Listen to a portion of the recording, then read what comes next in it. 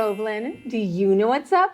We do. Happy New Year. I'm Beth Greenhagen. And I'm Rich York. And we're back with another episode of What's Up Groveland, where we share hyper-local news to keep you up to date on all the local buzz. Thanks for joining us. Let's get started.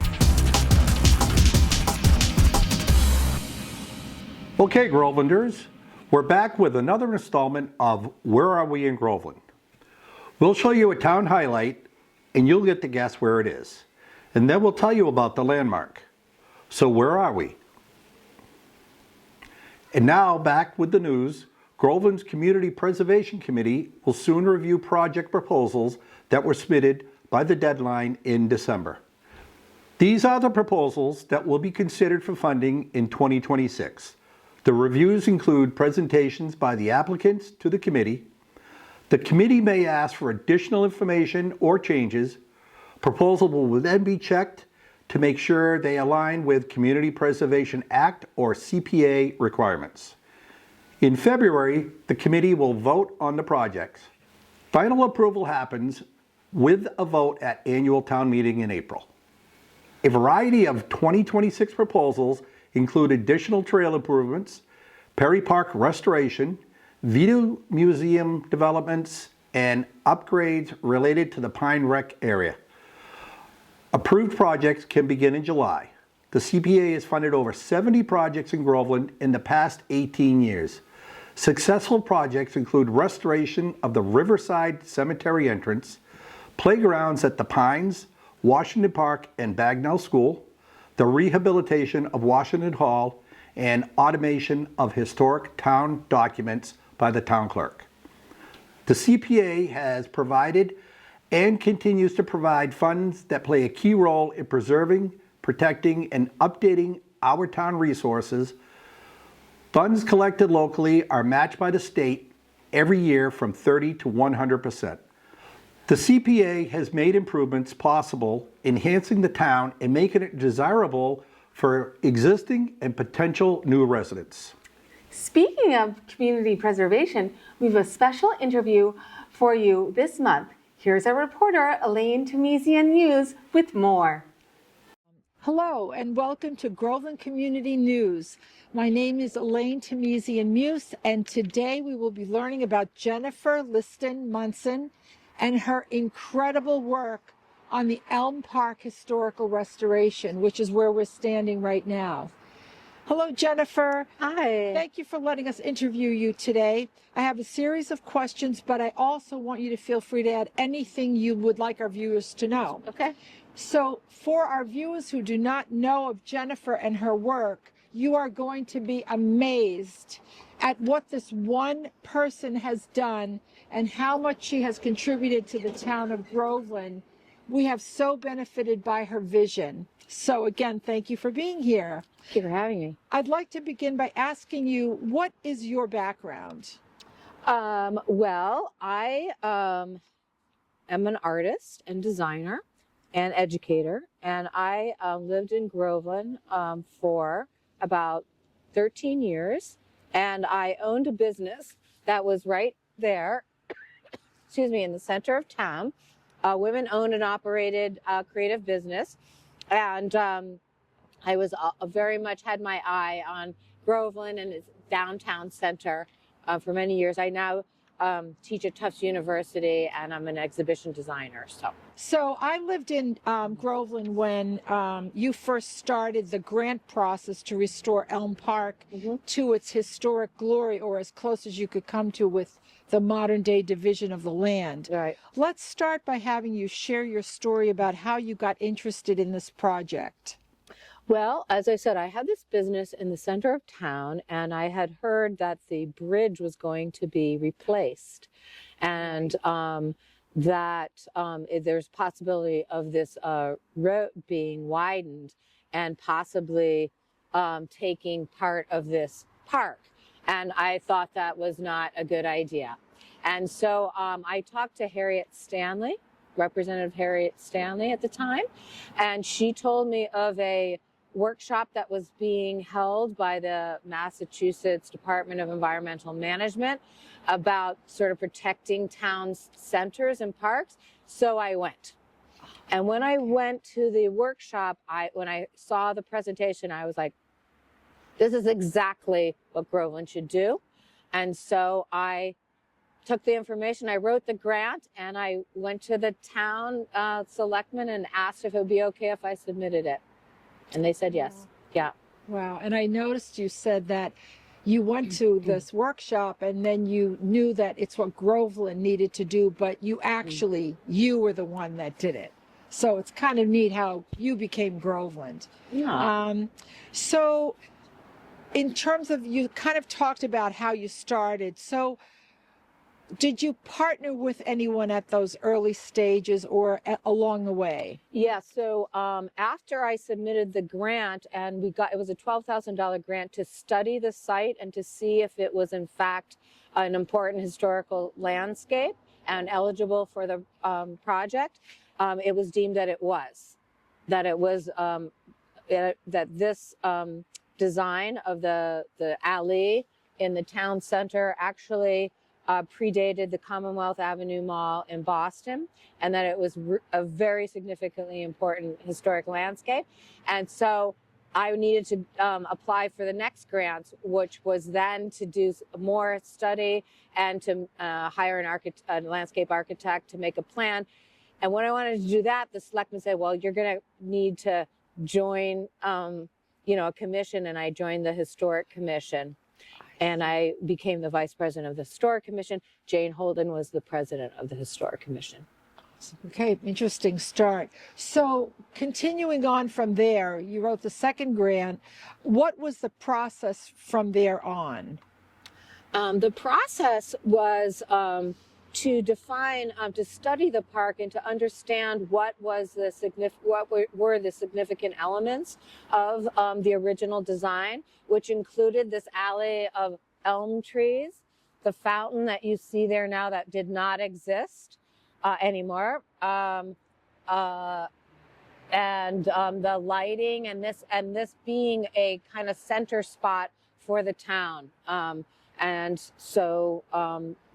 Determining that the next phase was to get a budget together to see how much and what it would take to actually restore everything. So you have to get those numbers together. Right. Could you just, many viewers may already know this, but just as a point of reference, this was an original alley, A-L-L-E-E. Yep. So could you talk a little bit about what the properties are of such a...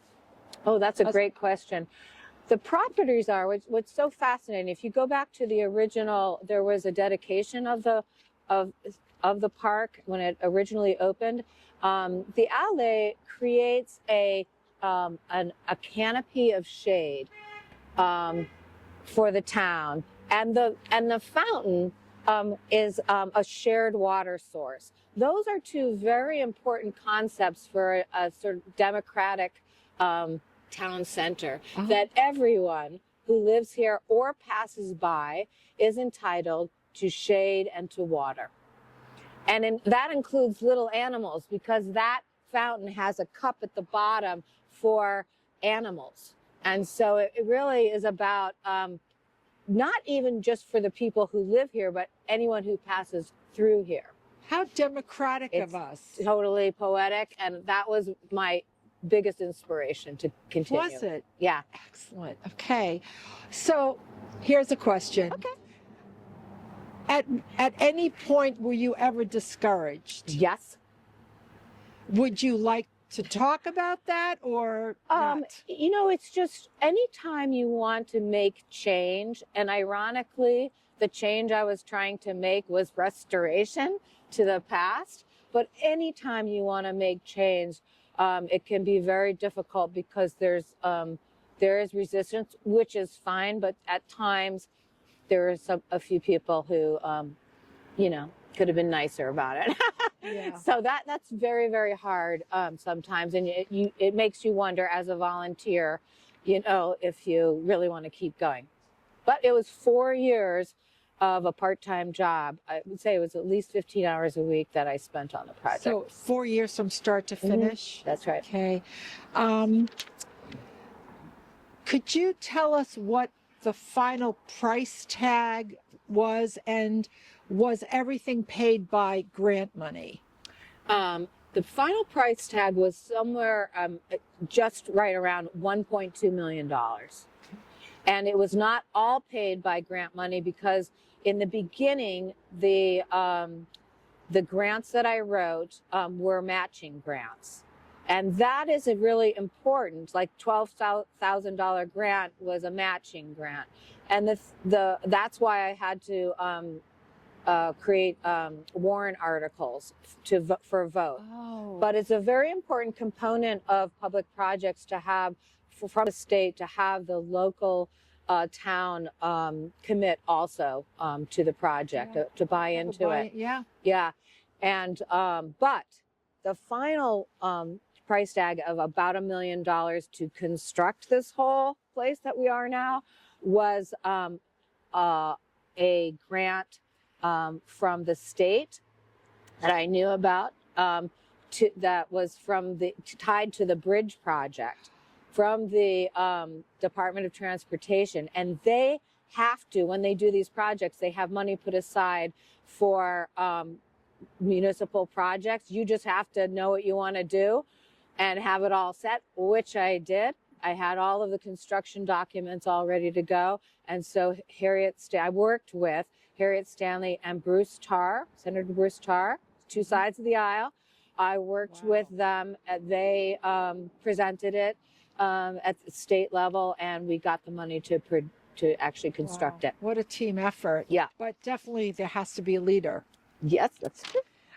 So, a question, kind of a personal question. Are you satisfied with the result? Oh, yes. I mean, I've done a lot of different things over time, but this is a really important project for me. And it again, going back to the poetry, a historic landscape grows over time. So when I did it, it was, these small trees, and that was, you just had to be patient. Now we're standing here 25 years later, maybe? Yeah. No, it might be. I have letters from about 2000 I was just looking through. And it has grown into what we imagined. That's wonderful. Yeah. That's just so beautiful.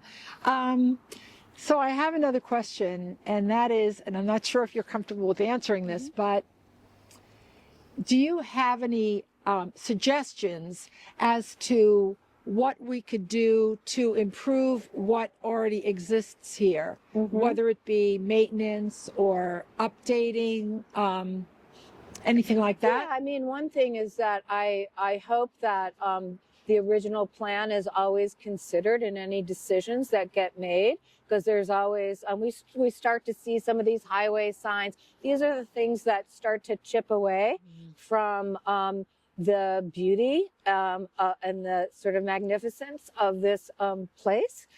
So being careful about making those kinds of decisions.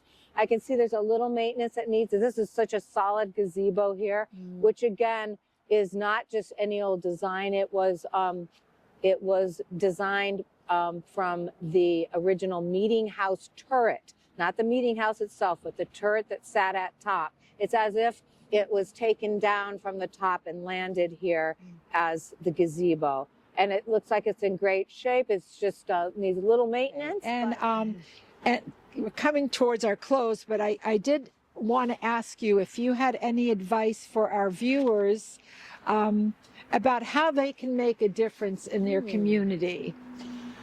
Well, I do think that if you care about something, you have to do something about it. And if it's a good idea, people will support you. And I think one thing that I did realize, a lot of people have a lot of cynicism, and I do at times too, about government, but local and state government is there to help us succeed. And so you have to be positive about that and be cooperative, listen to other people, but have your eye on the future. Nice. Nice. So as we come to a close of our time together, which I don't want it to end, I'd like to ask you, what brings the most joy in your life right now? Well, that's easy.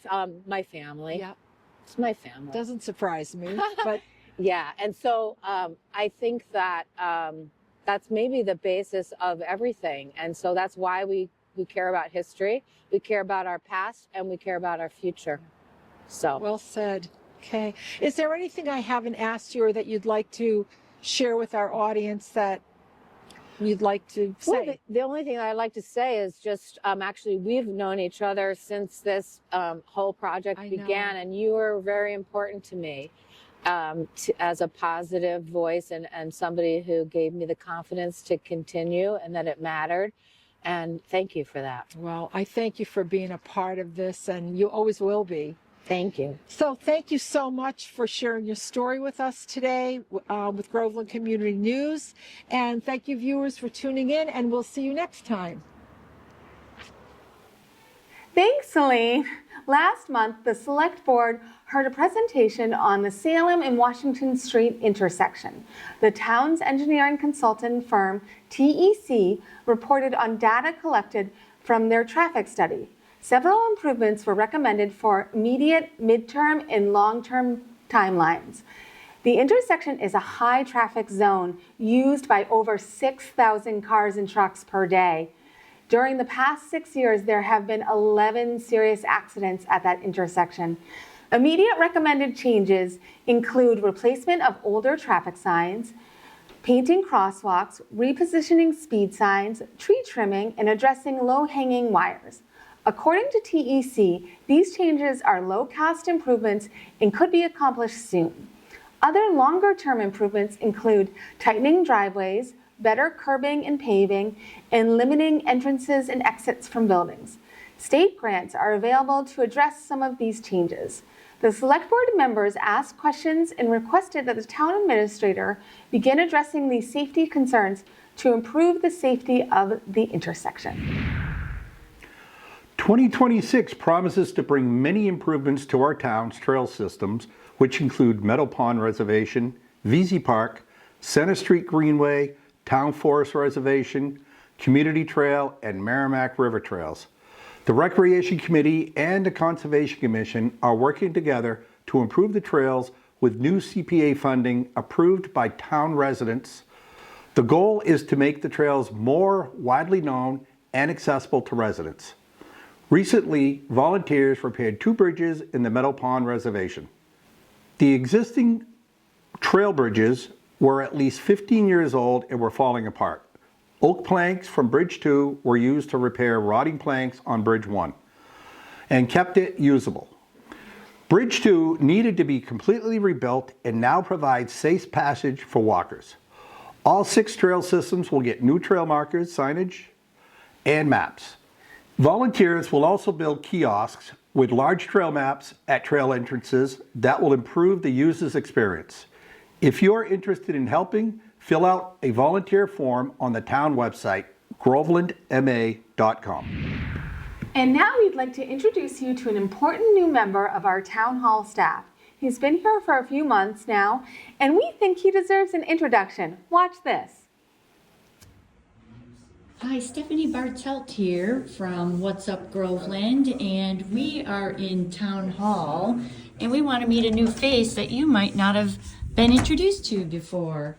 Hi there. Hi, how's it going? I am doing great, and I'm so excited to be here with you. Can you tell the audience who you are, what your title is, and what your role in Groveland is? Yeah, my name's John Sullivan. I am the town planner and conservation agent. I just started in July, and my role is to help people in the development review process and the conservation permitting process, things like that. And I also coordinate the boards, zoning board, planning board, and the conservation commission.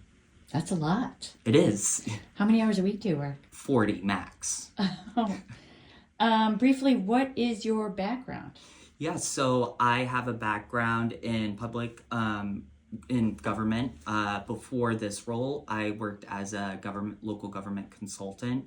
And before that, I worked for the city of Portland, Maine for 2 years as a zoning specialist. Is that where you're from? I'm originally from Indiana. I moved to the Boston area in 2019. Do you live here in Groveland? I don't. I live in Beverly.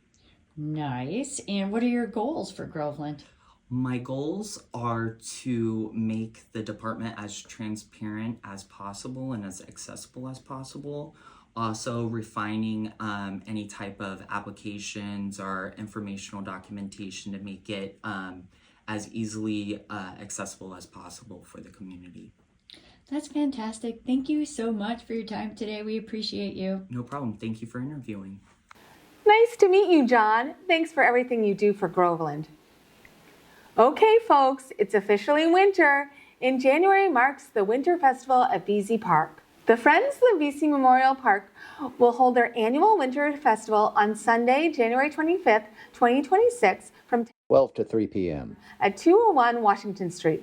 This fun event for all ages is held every year and includes visiting animals, refreshments, and sledding on the big hill if there's snow on the ground. For more information, check out the events page on vzpark.org. It's time to check in with our very own historian, Lee. Thank you. My name is Lee Thomas, and this is What Was Up Groveland. In 1638, Reverend Ezekiel Rogers left Rowley, England, with 20 other families to seek a new life in the American colonies. He had run afoul of the Puritans for the progressive ideas about religion. After landing in Salem, Massachusetts, he and his followers decided that the prime opportunities on the coast had been taken up, and Rogers applied for a land grant further inland. After posting £800, $80,000 in current money, the group, now joined by 60 other families, was granted the land bordered by Ipswich on the south and east, Newbury on the north, and the Merrimack River on the west, which Reverend Rogers christened Rogers Plantation. This was accomplished despite the fact that there were already people occupying that land. A Native American group who called themselves the Pennacook, which means those living at the bottom of the hill, were a tribe who moved up and down the river called Merrimack, which means sturgeon or salmon. As the name suggests, the natives were mainly fishermen who lived at various locations along the river during the year. Because of their interaction with other New England tribes who had had contact with the Europeans, the Pennacook had suffered through several epidemics that had devastated their population. Smallpox in 1631 and influenza in 1633-34. The leader, Passaconaway, was a firm believer in treating the Europeans with kindness and respect, and with the number of his tribe having dwindled, he convinced his people to be welcoming to the newcomers. At the same time, a religious leader named John Eliot was doing what he thought best to help the survival of the native population. He believed that converting them to Christianity would lead to their acceptance by the colonists. He developed a written language for that dialect, translating the Bible for their salvation. He then set up what he called praying villages in the hope that their acceptance of the European faith would lead to their acceptance by the colonists. Unfortunately, he was wrong. Eventually, Passaconaway was succeeded by his son, Lancet, who, like his father, gave counsel for peace. In 1675-76, some of the tribes further west went to war against the colonists in what became known as Metacom's War or King Philip's War. It was the bloodiest conflict ever fought in New England. And in the course of the fighting, the Pennacook were considered combatants. When the war was over, most of the Pennacook who survived were sold into slavery in the West Indies, and the rest drifted off toward Canada. As far as we know, there are no surviving members of that tribe. Only one European family in the area was killed by native people in the 17th century. On October 21st, 1692, Benjamin Goodrich and his family were attacked during a hostile raid. He and his wife were killed, and their 3 daughters were taken for ransom, which was eventually paid by relatives. Legend has it that the oldest daughter had fallen in love with a local tribesman and convinced him to conduct the raid so that she could run away with him. She did not return with her sisters. Through all this, the Rogers plantation was able to move forward. The families contributed to paying off the £800, and the size of their lots was determined by how large their contribution was. The land grant included what is now Rowley, Georgetown, Bradford, and Groveland. The Hardy and Parker families moved to the Groveland area. Ezekiel was considered the founding father and the first minister. His wife, Joan, died in 1649. The second wife, Elizabeth, died in childbirth in 1650. He married Mary in 1651, and he died June 23rd, 1661. Ezekiel never had any living surviving children. The minister was the leading decision maker in the community, and there was often debate over what religious authority meant to the community. The town, not the church, paid the minister's salary, so the town felt that they had the liberty to choose the minister. Eventually, the towns began to hold regular town meetings during which townspeople gave their advice and opinions on the minister's decisions, a form of direct democracy. Thanks, Lee, for the illuminating history lesson about Groveland. And now let's take a look at affordable housing in town. Are there any real possibilities for an affordable home here? As with many communities in Massachusetts, affordable housing options are somewhat limited due to the town's size and zoning laws. But there are some resources and programs that may help residents and prospective residents seeking affordable housing, like the recent lottery for affordable units at the quarry.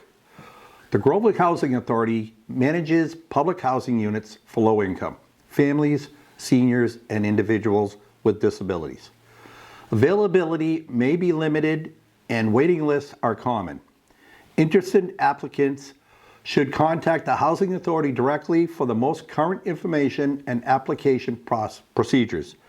Also, some apartment complexes in the area may participate in state or federal affordable housing programs, such as Section 8 vouchers or the Massachusetts Rental Voucher Program, MRVP. These units often have income eligibility requirements. Neighboring towns and regional organizations such as Merrimack Valley Planning Commission may offer additional affordable housing opportunities or support services for Groveland residents. How do you go about finding an affordable place to live? Visit the Massachusetts State Affordable Housing Portal for listings and program information online. If you need a computer and internet access to do it, go to the Langley Adams Public Library, contact the Groveland Housing Authority for local public housing options in Groveland. You can also search the affordable apartments on websites such as Mass Access, Housing Works, or through local real estate agencies. Let's face it though, finding an affordable place to live, especially for families in Groveland, is difficult. We have a limited supply of rental units and houses are very expensive. So what is being done in town to increase our housing supply? Next time, we'll investigate these efforts to see if any help is on the way. Peterson's Test and Career Prep database is now available to Groveland residents. Get information on thousands of colleges and graduate schools, identify scholarships, take practice tests, create resumes, and explore careers. Simply log in with your Groveland Library card number and access all this information for free. To find this database, go to langleyadamslib.org, find the digital drop-down menu at the top of the page, and click Peterson's Test and Career Prep. And now, back to where are we in Groveland? Did you guess the spot? If you're extra smart, you knew it was Stickney's Boulder. This large rock is called a glacial erratic, or a boulder left behind by the last ice age. It's located on Center Street on land that was once owned by Stickney. According to the Groveland Historical Society webpage, Stickney Boulder is actually the largest boulder in Essex County, standing 18 feet high. It's comprised of hornblende diorite and is even listed in bouldering guides. The Langley Adams Library will often offer a new book club in 2026. In 2025, you could go to the library and join Italian conversation class, play chess, or even borrow a ukulele from the Library of Things. Now you can join the Banned Books Book Club. The club will hold its first meeting on Wednesday, January 7th at 6 p.m. to meet and check out the vibe. The Banned Books Book Club will continue to meet on the first Wednesday of every month. What is a banned book? What makes it banned? Come read, learn, and join a lively discussion. The first book is an introduction to the topic of banned books called Ban This Book by Alan Gratz. Copies of this will be distributed at the introductory meeting and then discussed in February. If you can't make the first meeting, pick up a copy at the library or reserve the print or audio version at langleyadamslib.org or on Libby, the library app found wherever you get your apps. If you've been watching What's Up Groveland for a while, we sure hope you've enjoyed the show. We try to include a little bit of everything from hyperlocal history to Pentucket going-ons, interviews of local people, and news that we think the town needs to know. A lot goes on into planning, writing, shooting, and especially editing. But some cities like Newburyport, Milton, Ipswich, and so many more have programming that includes not just select board meetings and other government entities, but cooking demonstrations, sports discussions, and even fitness programming. Are you interested in seeing something on local cable access? Why don't you try taping a program? It doesn't have to be long. Email the cable department at grovelandtv@gmail.com for more information. Please reach out to us at Groveland Community News if we can be of any help. We've learned a lot and we'd be happy to advise. Be sure to check out our partner in local news, The Town Common, a free weekly newspaper. They cover the North Shore, including Groveland. You can pick up a paper copy in the lobby of Town Hall or at the dispenser in front of the post office. The paper comes out every Wednesday. You can also read it online or get on their free list to receive it by email every week. Their web address is thetowncommun.com. Please help us support local news outlets. And that's all we have for you this month, Groveland. We hope you've enjoyed the show. We look forward to bringing you more hyperlocal news, updates, and maybe even some hot gossip in 2026. You can find our show on Groveland TV's YouTube channel under videos, as well as on repeat on local cable channel 22 and on high def 1072. You can also find some of our stories in print in the Town Common. We have a small Facebook presence, and as always, if you have any tips or questions, please reach out to whatsupgroveland@gmail.com. Want to have a watch party for the monthly premiere? Contact us and we'll come over and watch it with you on the 1st of the month at 7 p.m. See you next month.